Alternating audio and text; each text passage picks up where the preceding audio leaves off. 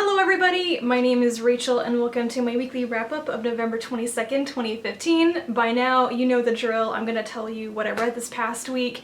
And my tea this morning is patisserie. It's a black tea flavored with like nuts and peppercorns and stuff that Chris sent me. And it's like the perfect light desserty tea for a cold Sunday morning, which is why I'm drinking it, because it's a very cold Sunday morning. What I read this past week, I had a very good reading week. Last week, you probably could tell I was a bit frustrated with how a bunch of stuff didn't really click with me, but this past week, I really tried to shift gears and read things that I was excited for and already knew were gonna be good because I really love the authors and the series and stuff. So the first thing that I read was Of Noble Family by Robinette Kowal. This is the fifth and final book in her Glamorous History series, which is set in Regency era England.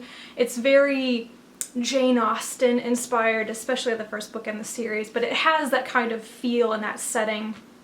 And it follows a couple, Jane and Vincent, on their adventures. They are glamorous. They kind of weave the magic. I don't know, I'm not going to try to explain the magic system again, but they create glamours. In this book of Noble Family, they end up going to Antigua to Vincent's father's estate to wrap up his affairs after his reported death. Things don't go as planned. The situation is much more difficult than they originally thought, and they get involved with the problem of the slaves on the estate. So even though this is a light, fun fantasy series most of the time, this book went to some pretty dark, heavy subject matter with tackling slavery, and I think it was represented pretty well. I got the feeling that Kowal really researched this pretty well, and the way that she handles the characters was very good. And I really enjoy that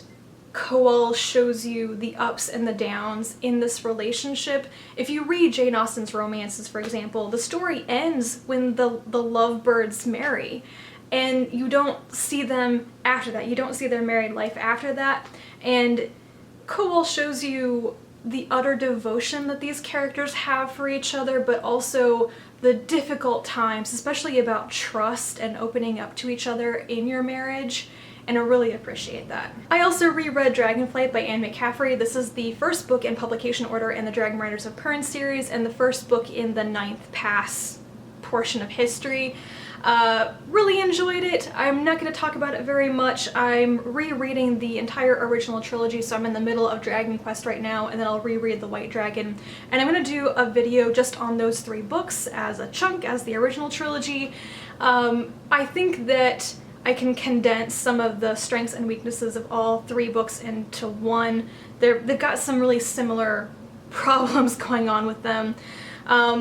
My caveat right now is that, yeah, it's a fantastic story about dragon riders saving the world and all that, but there are some really deep underlying issues, especially in this first book, with chauvinism and misogyny, and some people will just toss the book against a wall. So more on that later. I also read two trade comics this past week. I read Saga Volume 5, everybody knows Saga, Unconventional Family on the Run from People Who Want to Kill Them, and In Space. I heard some really differing opinions on this volume. Some people were like, oh yeah, it continues being really great, and other people were like, there's something wrong with this.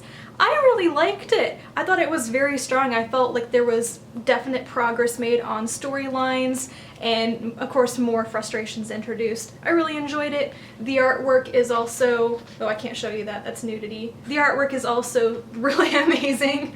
Continues to be really fantastic.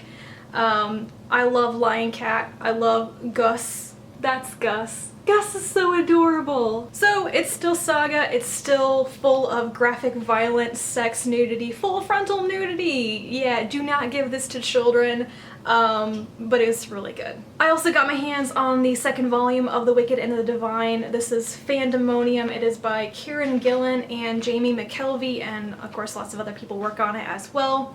The premise of this one is that I'll read the back to you. Every 90 years, 12 gods return as young people. They are loved, they are hated. In 2 years, they are all dead. It's happening now, it's happening again.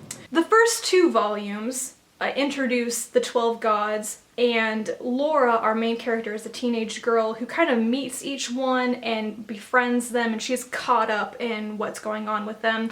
And she secretly, not so secretly, wants to be one of them, but there's crushing disappointment when all 12 are revealed and she's not one of them. I really enjoy the series for the artwork. The character designs are amazing. It's really cool. But I have to admit, the plot is very slow and there's not much action. The first volume introduces about half the characters, and this second volume is almost completely devoted to introducing the other characters, and there really isn't much happening, just more mysteries, more mysterious, charismatic personalities and magic powers. And if I had to rate this purely based on plot, I'd probably give it about 2 stars, but I just love the artwork so much, and I will keep reading it as long as Jamie McKelvie is doing the artwork. The final thing I'm going to talk about this week is The Fifth Season by N.K. Jemisin. I love this book. I love Jemisin as an author. This is the first in a new series called The Broken Earth from her, and I am so excited to get the next book. This is set on a planet that is very tectonically, geologically active. There are a lot of earthquakes and volcanoes, and the main continent, called the Stillness, yeah, the name is very ironic, is mostly controlled by the Sanzai Empire, which has survived for a very long time. The thing about this planet is that on a pretty regular basis, some sort of geological calamity will happen that will poison the atmosphere or, make the Earth relatively unlivable for a couple of years, 100 years, or thousands of years. And the Sanzai Empire and then everybody's way of life is organized around how to survive 5th seasons. No surprise, at the beginning of the book there is an event that sets off a 5th season, and our characters are going to have to deal with that. This is a fantasy world, and you do have your magic wielders. There are people called Origines who have power over the earth. They can manipulate rock and metal and things like that. They can quell earthquakes, or they could create a super volcano if they wanted to. They're very powerful, and because of their ability to control the earth, they are feared and despised and killed a lot of the times by other people, except those that manage to survive childhood or have very good luck are taken in by a group called the Fulcrum, which train and hone Origines like weapons. They are controlled, they're essentially slaves, and they're not treated all that well. So there are 3 storylines. You have an older middle-aged woman maybe named Esun, who is an Origine. Her children are both Origines as well, and after the event that sets off the next 5th season, her husband kills her son when he realizes his son is an Origine, and then kidnaps her daughter, and Esun is on the hunt to find her husband and get her daughter back. You have a young girl named Damaya who has also just been discovered to be an Origine, and she has been taken to the Fulcrum to be an initiate and to learn how to control her abilities. The third one is another woman named Sienite. She is a fully trained Origine, and she is sent with an even higher ranking Origine named Alabaster to a port city to clear their harbor of coral growth.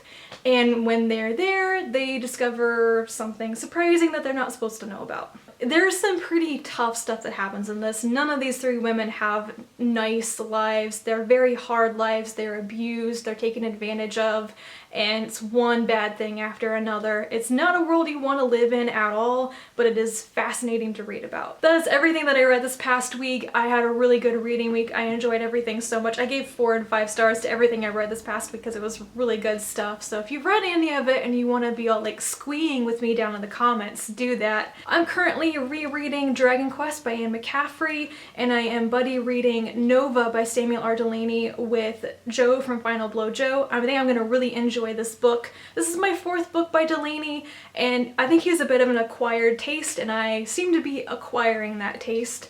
I'll talk about this more when I've finished it. I'm only like 2 chapters into it, so I don't have that many thoughts on it yet. This next week, this coming week, is Thanksgiving week here in the United States, and I think I'm going to be a little bit absent on booktube because of that. I'm going to be off work doing stuff with the family, getting ready for Thanksgiving, and this time of year and around the holidays, just in general, life slows down a little bit. I tend to go off and do other things, so I apologize if I'm a bit spotty with being around and making videos or whatever. I could see that easily happening this year, but I will keep trying. I'll probably have one video up before Thanksgiving and then be back for my weekly wrap up next Sunday.